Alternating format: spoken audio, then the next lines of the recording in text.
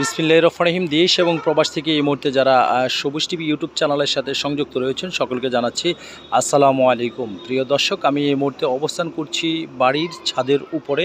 যদি আমি আপনাদেরকে দেখিয়ে রাখি যে এখানে ফুলের টপে কিন্তু ফুল লাগানো আছে, আর এই সাইডটা দেখছেন যে ধনিয়া পাতা লাগানো আছে।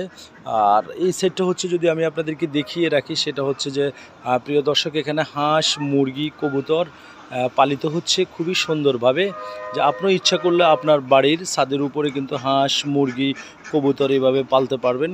আসলে খুবই সুন্দর লাগছে আমার কাছে এই পালাটা।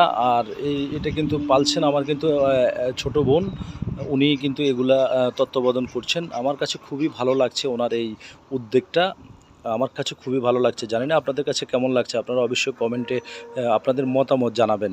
তো আপনাদের বাড়ির কিন্তু ছাদের উপরে কিন্তু আপনারাও এভাবে কিন্তু আবাদ করতে পারবেন। এই ছিল আমার কাছে নোয়াখালী থেকে সর্বশেষ আপডেট নিউজ।